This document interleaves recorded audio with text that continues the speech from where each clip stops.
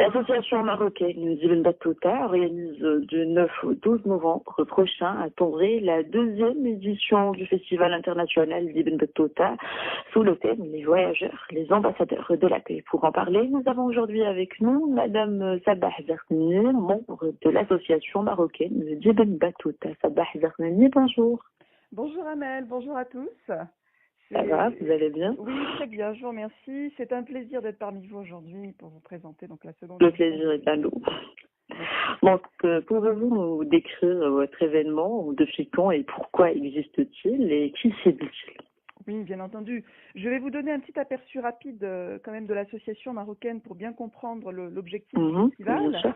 L'association marocaine Ibn Battuta a été créée en 2015 à Tanger par des amoureux du patrimoine culturel dont le président d'honneur est Monsieur Mohamed Dekak et Monsieur Aziz Benami qui est président également et moi-même qui suis membre de l'association. Alors l'association elle est dédiée à promouvoir donc l'un des plus grands voyageurs de tous les temps, Ibn Battuta, à travers ses voyages et son histoire, et faire imprégner à la population ses valeurs. Elle est ouverte aujourd'hui sur un environnement socio-culturel, que ce soit au niveau national ou international. L'association organise une multitude d'événements qui a pour but la mise en valeur, bien entendu, du grand voyageur Ibn Battuta.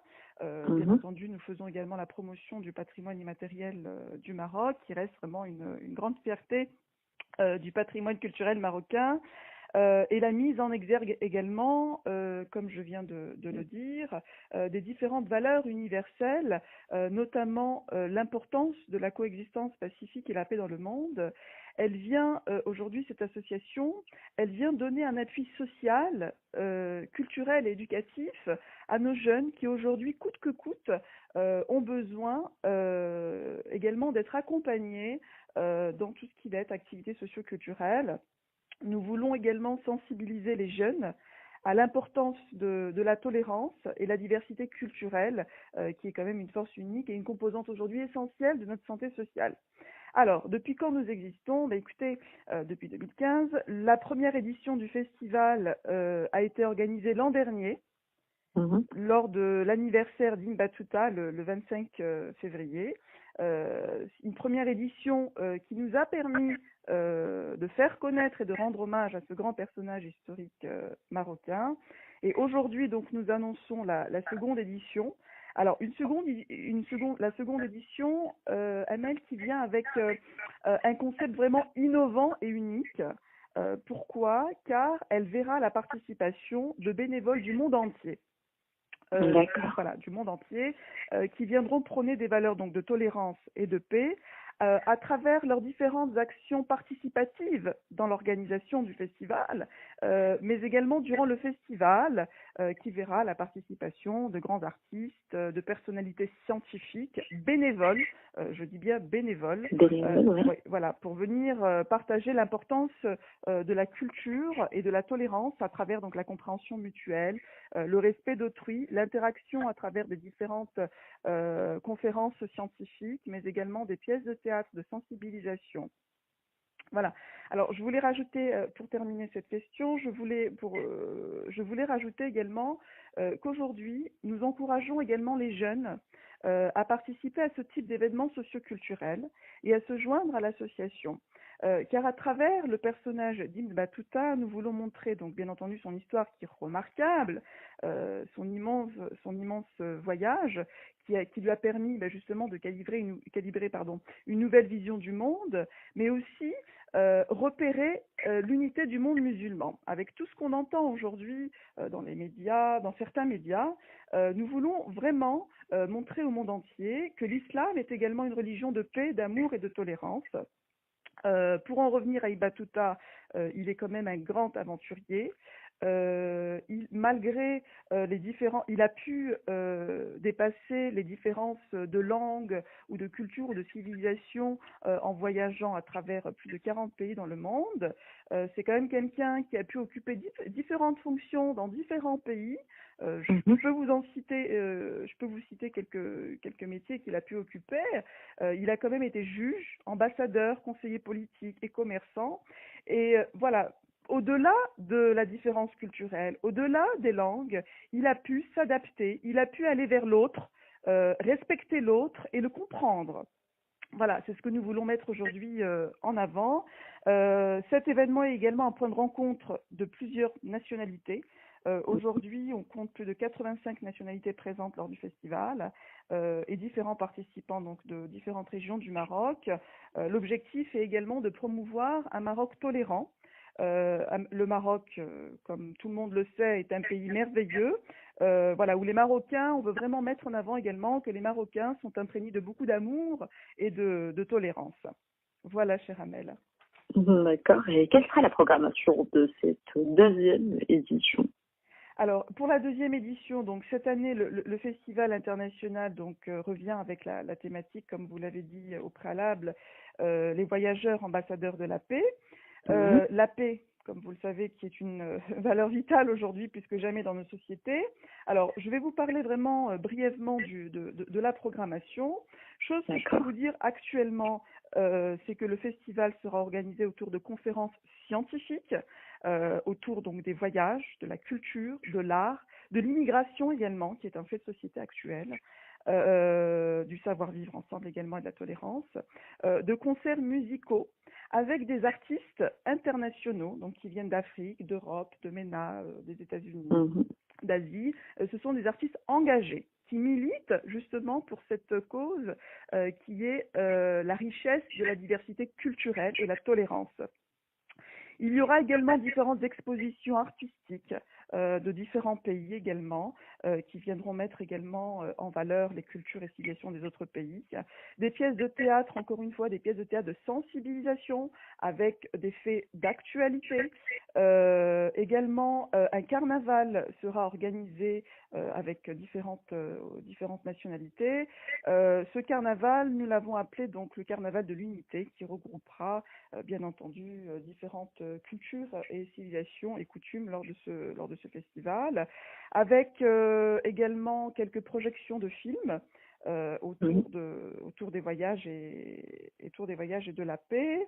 Qu'est-ce que je peux vous dire d'autre? Écoutez, la programmation aujourd'hui, elle s'étend encore de jour en jour. Le programme officiel du festival sera communiqué dans quelques semaines au grand public. D'accord. Et pourquoi la ville de Tanger? Alors, pourquoi la ville de Tanger? Alors, ah oui, je voulais également... pourquoi la ville de Tanger? Alors, Tanger. Tanger, en plus d'être la ville où Ibn Battuta est né, où il a vécu quand même une majeure partie de sa vie, et c'est également aussi le lieu de son ultime demeure, hein, il est né à Tanger. Tanger est surtout ce point de rencontre entre l'Afrique, l'Europe, le monde arabe et le reste du monde. C'est quand même un emplacement stratégique qui en fait aujourd'hui un carrefour vraiment symbolique où on va rencontrer différentes cultures et civilisations, une ville qui est imprégnée de tolérance et de diversité multiculturelle. Comme vous le savez, Tanger également accueille également l'un des ports les plus fréquentés au monde, avec un accès assez simple et sa proximité donc vers l'Europe, mais également, Tanger est une ville qui a été fréquentée par de très célèbres artistes, musiciens, designers, acteurs, écrivains qui en ont également fait leur maison de cœur. Alors donc je dirais que les artistes et les acteurs sont très imprégnés, sont très inspirés de la ville de Tanger. Nous voulons également, pourquoi avoir choisi Tanger? Nous voulons également présenter au monde entier que Tanger, qui est une ville du Royaume du Maroc, est une ville de tolérance et de cohabitation des religions et des civilisations. Bon, je dirais même que c'est le Maroc en lui-même qui est un pays de tolérance, et c'est aussi une ville qui regorge d'un riche patrimoine culturel et architecturel que nous invitons à venir découvrir. Donc, comment voyez-vous le développement du festival sur les 3 prochaines années, par exemple? Quels sont vos objectifs? Oui, alors, nous souhaitons bâtir des points de rencontre pour toutes les personnes du Maroc et du monde entier qui croient aujourd'hui au maintien des valeurs universelles, notamment de tolérance, de respect d'autrui, de savoir-vivre ensemble. Nous devons apprendre à vivre ensemble. Et qui sont convaincus que nous devons construire aujourd'hui un monde de paix, mais un monde de paix durable, je dirais, où il est possible de se rencontrer pour trouver des solutions donc durables pour le renforcement de la cohabitation pacifique, par la mise en place d'activités socioculturelles qui visent la durabilité des comités de paix avec une forte implication, nous souhaitons, des jeunes.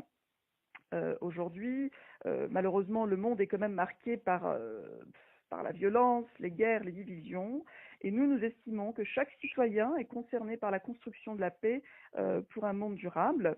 Pour les prochaines éditions, nous travaillons dès à présent sur d'autres innovations et d'autres nouveautés qui seront présentées au grand public ultérieurement. Sabah, un dernier mot. Alors, avant d'arriver au dernier mot, est-ce que je peux parler très rapidement de Oui, notre équipe? Oui. Oui, alors, donc nous, en ce qui concerne l'équipe qui est en charge de l'organisation du festival, nous sommes à la fois donc une petite et une grande équipe qui est dirigée par le président de l'association, M. Mohamed Dekak, qui est lui-même depuis très longtemps actif dans la société civile et qui a lancé le programme de bénévolat pour ce festival.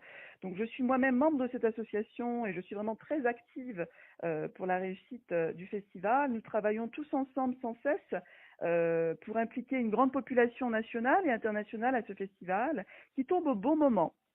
C'est quand même une très très belle initiative qui nous permet aujourd'hui à toute l'équipe de travailler tous ensemble dans la convivialité et la solidarité, qui sont des valeurs centrales dans notre fonctionnement. Alors, nous nous efforçons également de les transmettre aux jeunes qui s'engagent régulièrement comme bénévoles à nos côtés. Comme je vous l'ai dit tout à l'heure, des bénévoles qui viennent du monde entier avec plus de 85 nationalités et près de 4000 bénévoles. C'est vraiment énorme et nous en sommes très satisfaits et nous tenons également à remercier toute l'équipe qui se mobilise pour la réussite de ce festival ainsi que les bénévoles nationaux et internationaux.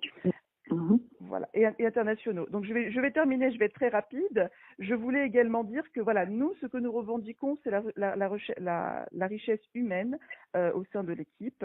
Et donc nous remercions également, je dirais, le président de l'association, qui est M. Mohamed Dekak, qui chaque jour implémente cet esprit de tolérance et de solidarité dans l'équipe. Alors pour terminer, Amel, alors bon, je ne pourrais pas tout dire lors de cette intervention, mais ce que je peux conseiller, c'est que pour plus d'informations, j'invite les chères auditrices et auditeurs à venir nous visiter sur notre site web www.inbatuta.ma. D'accord. Voilà. Donc un dernier mot.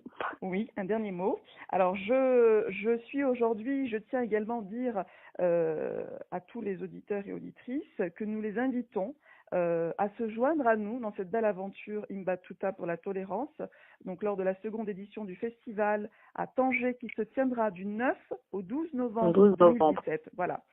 Nous voulons également mettre en avant lors de ce festival que le Maroc est également un pays de culture, de l'ouverture, de tolérance et de savoir-vivre ensemble. Et je vous remercie, Madame Amel, de m'avoir donné la possibilité de présenter cette seconde édition. Merci d'avoir répondu à l'invitation et à l'appel de Généter et à très bientôt. Merci beaucoup, à très bientôt. Merci à vous, à très bientôt. Bye bye, bonne journée. Merci, au revoir.